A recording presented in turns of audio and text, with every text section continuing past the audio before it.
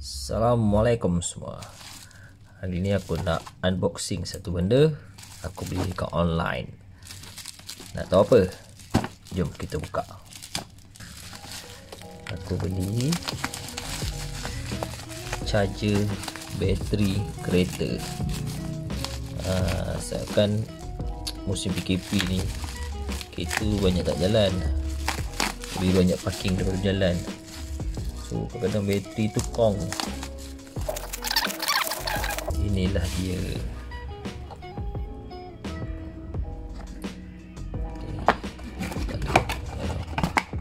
Ini bentuk dia.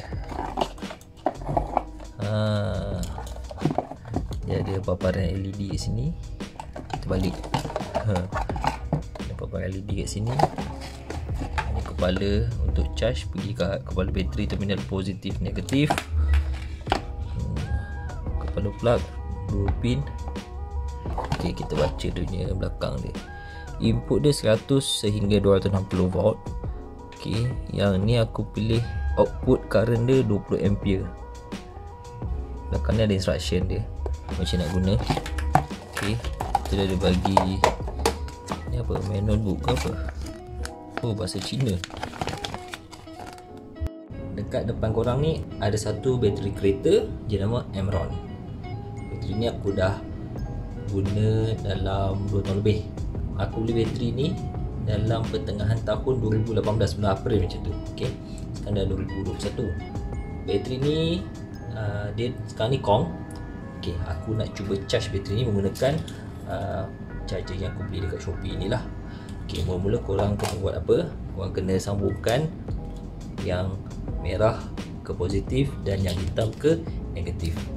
Sebelum tu, kalau korang tengok bateri ni Emron ni, memang korang tahu bateri ni adalah bateri sel kering. Okey, kalau korang perasan dekat ni dah tulis sebab zero maintenance ataupun free maintenance lah. Walaupun bateri ni sel kering, tapi korang tahu tak sebenarnya bateri ni boleh charge? Macam mana nak tahu? Okey, nampak tak? Aku tunjuk.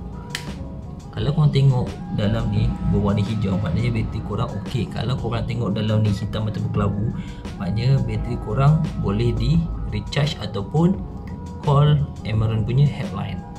Maknanya bateri ni boleh charge. Lagi satu, ramai tak tahu sebenarnya bateri sel kering ni dia boleh top up air bateri. Mana yang tak tahu tu, aku tunjuk cara macam mana. Okey, korang nampak tak ada cap ni? Cap ni boleh buka saja. Korang ambil test pen, kau umpil dari tepi satu, dan sebelah sini pun boleh dua. Dan korang boleh tengok lah apa ni, isi padu air bateri korang dalam ni. Kalau kurang, korang boleh tambah. Nampak tak? Ada air. Nampak ada air. Okay, kalau kurang korang boleh tambah lah. Boleh beli dekat stesen minyak yang berdekatan air bateri ataupun dekat kedai-kedai yang menjual air bateri. Sekarang kita nak cuba charge bateri ni. Sekarang aku ambil yang pengepit warna merah ni, aku letakkan dekat positif. Okay, yang hitam ni aku akan letak dekat negatif. Bila aku letak, automatik indikator kat sini akan menyala. Nampak sekarang ni 10.2. Sekarang ni bacaan 10.2. Disebabkan kabel dia pendek, so aku kena pakai extension lah. Okay, kita akan on. Bismillahirrahmanirrahim. Bila kita on, dia dah start charge. Dan korang boleh dapat tahu kat sini ada kipas. Dan ada kipas ni. Kipas ni akan menyejukkan lah charger ni dan nak overheat. Sekarang bacaan current masuk ni 13.0. Yang sebelah indikator ni, ni tanda korang punya bateri dah penuh ke belum. Bila penuh, dah akan penuh lah. Sekarang ni tak penuh lagi. Okay, kita tunggu. Berapa jam charge tu bergantung kepada korang punya kapasiti bateri. Kalau low, lama lah. Kalau tak low, sekejap je. Okay, sekarang kita charge, kita tunggu penuh. Sekarang dah lebih kurang 3 jam aku charge bateri ni. Okay, kita akan tengok dia punya ni lah. Tu 13.1. Kita tutup dulu. Kita tengok bacaan ni sekarang dalam 12.9. Okay, 12.9. Hari pun dah malam sangat untuk aku pasang kat kereta. So aku akan pasang esok pagi lah. Bateri ni aku gunakan pada kereta program Myvi, yang ni NS60. Yang aku beli ni. Kan kalau Myvi kan NS40. Ni tak silap aku NS60. Besar sikit. So kita buka dulu dan kita akan jumpa esok pagi guys. Tak tepi, jumpa esok pagi. Okay guys, sekarang kita nak pasang balik bateri ni dekat kereta Myvi. Aku perasan kat sini ada macam bekas ni bekas aku pasang indikator untuk bateri. Sekejap lagi bertunjuk. Sekarang kita pasang dulu dekat dekat kereta. Jom. Korang ketatkan semua. Tekan panas 10. Korang tutup alarm. Biasalah kalau korang pasang bateri ni, selalunya memang alarm akan bunyi. So make sure korang ketatkan terminal sepanas 10. Okay, dah ketat. Positif tu dah ketat. So make sure tutup balik. Okay, dan make sure semua ketat lah. Positif, negatif, dan sekali skru bracket ni semua kena ketat. Jadi inilah dia indikator bateri yang aku cakapkan tadi. Kau nampak tak? Penuh, ada merah, kuning, hijau. So maknanya bateri kereta aku ni masih sihat walaupun dah 2 tahun lebih. Okay, ni korang boleh dapatkan lah dekat Afkat ke ataupun dekat mana-mana seller lah. Tengok Shopee pun mungkin ada. Ada brand Panasonic, Idemitsu, macam-macam brand lah. Korang boleh cari je. Aku ada juga gunakan ni orang panggil apa, voltage stabilizer daripada jenama Pivot. Nampak tak bacaan bateri kereta sekarang ni 12.3 kalau tak start. Nanti kalau start dia akan jadi 14 point something lah kat sini. Ni tak start lah. So bacaan bateri kereta aku ni sekarang ni 12.3. Cantik lah maknanya. Alright, kalau korang tertanya-tanya lah apa benda kabel besar bapak ni kan, inilah kabel grounding. Kabel grounding aku buat lah. Kalau tak silap aku, Myvi dia punya grounding cuma satu je, ni je. Kalau tak silap aku lah. Kalau salah tu betulkan. Okay, so aku buat grounding ni ada 6 point aku letakkan. Aku sambungkan 6 point. Satu aku sambung dekat frame sini. Satu aku sambung ke block tu. Okay, satu lagi ke gearbox. Bawah tu gearbox. Boleh nampak tu ke gearbox. Satu ke firewall belakang ni tu. Satu pergi ke turbo body. Dan akhir sekali pergi ke alternator. Tapi aku tak nak cerita function grounding ni. Sekarang ni aku nak cerita pasal charger bateri ni. Jom kita kasih start, boleh ke tak? Sekarang kita cuba start kereta. Bismillahirrahmanirrahim.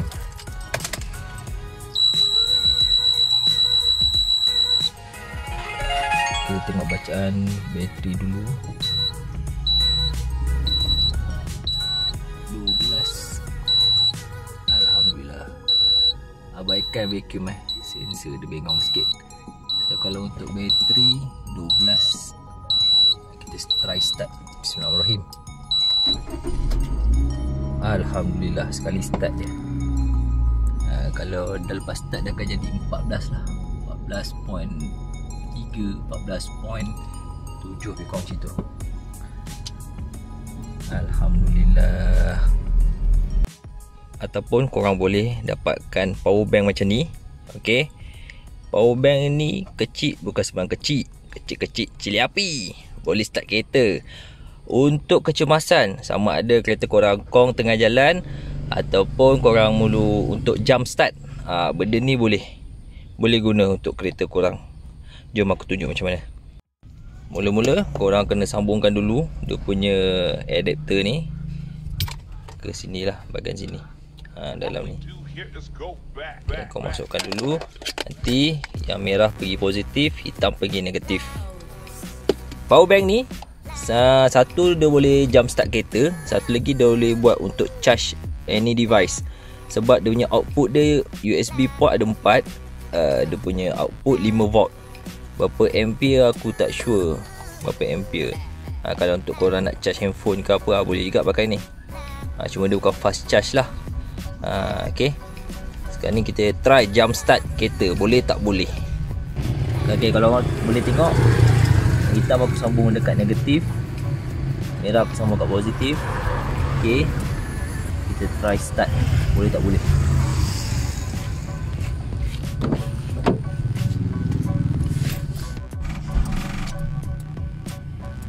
Kita try start. Bismillahirrahmanirrahim. Boleh start.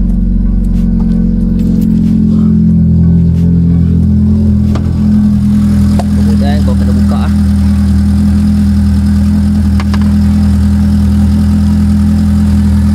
Okay. Itu sebagai contoh.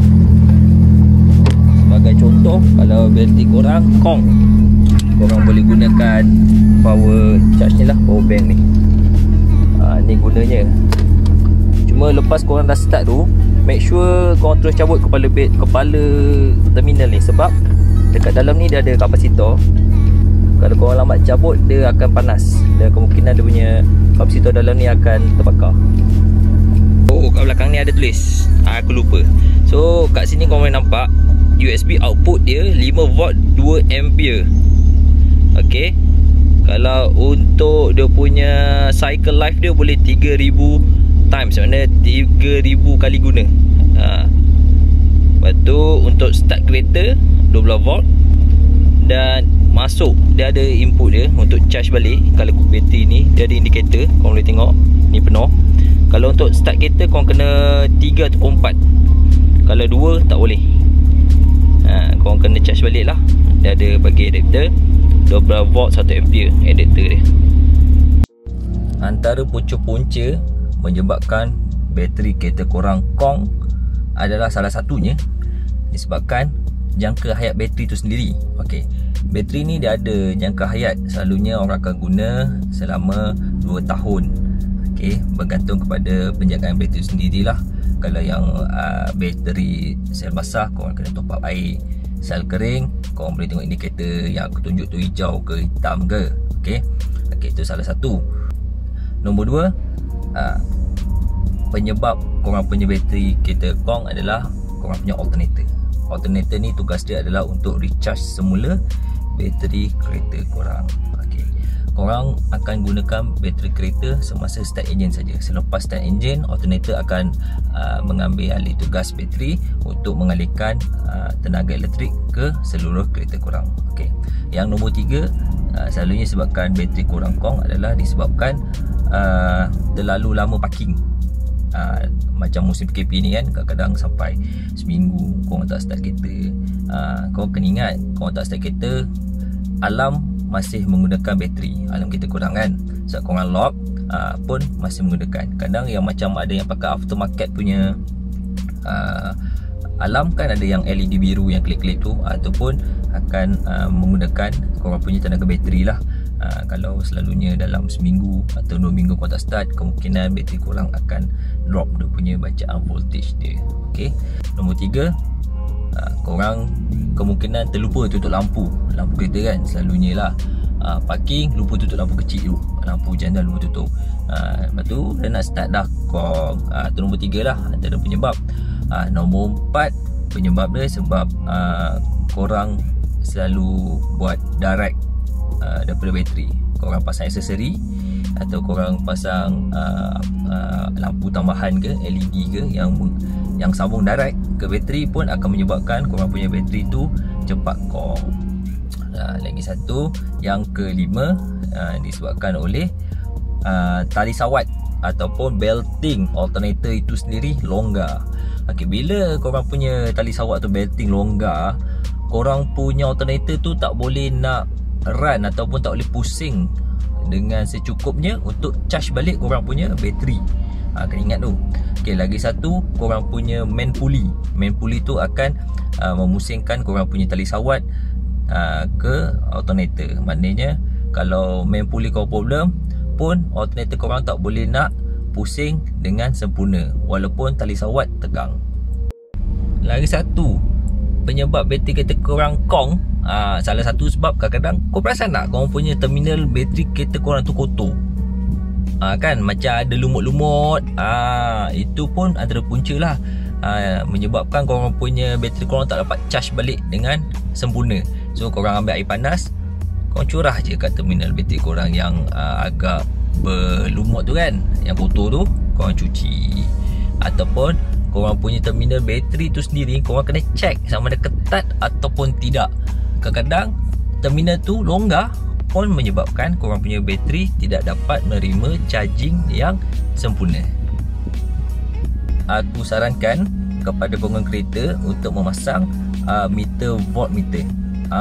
Contohnya macam yang aku pasang ni lah, meter volt. Okey, kalau kau perasan, kalau sekarang ni aku tengah start kereta, bacaan aku punya dalam 14.3 lebih kurang macam tu. Alright, kalau untuk semasa tak start, korang punya bacaan bateri dalam 12.3 macam tu. Aku akan sharekan chart untuk korang tengok sendiri macam mana keadaan bateri tu sihat semasa start dan keadaan bateri tu sihat semasa tidak start kereta.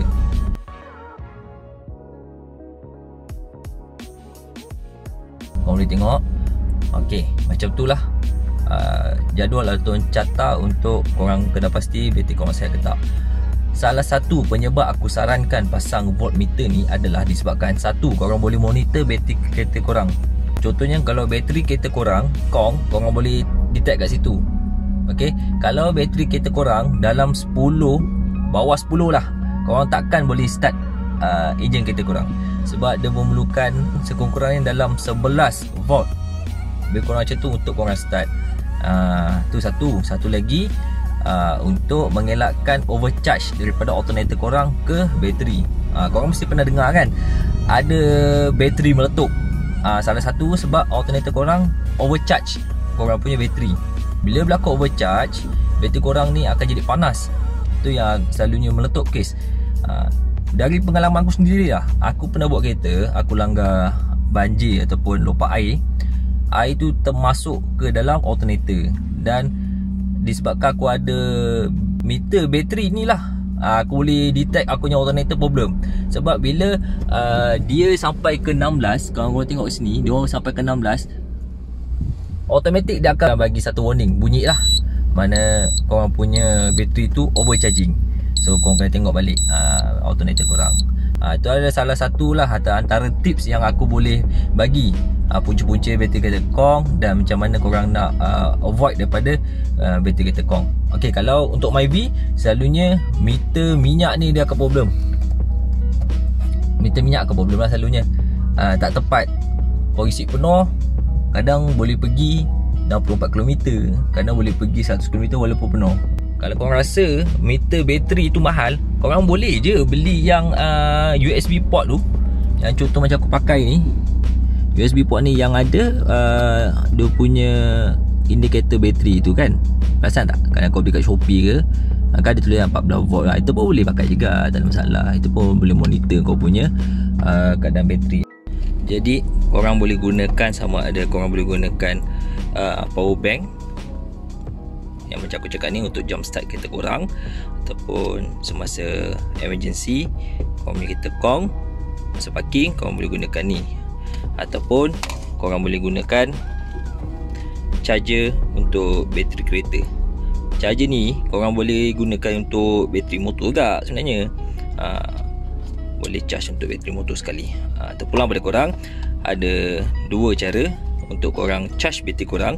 Sama ada korang boleh menggunakan current di rumah, elektrik di rumah menggunakan bateri charger, ataupun korang boleh jump start kereta korang menggunakan power bank, dan selebihnya biarkan alternator untuk jalankan tugas dia untuk charge balik korangnya bateri. Cuma kalau untuk charge tu korang kena jalan lah kereta korang, so biar alternator running dan boleh recharge balik. Kalau kereta parking, contoh macam masa PKP ni, korang boleh lah beli benda ni. Jadi pada pendapat korang, mana satu yang relevan untuk korang beli? Sama ada korang boleh beli power bank ni untuk jump start kereta korang, ataupun korang boleh beli battery charger untuk charge balik kereta korang. Komen kat bawah mana satu yang relevan. Ataupun kalau korang ada apa-apa komen, sebarang idea untuk aku buat selepas ni, korang boleh drop kat komen kat bawah. Alright, semoga jumpa lagi guys pada episod-episod yang akan datang. Assalamualaikum. Ciao.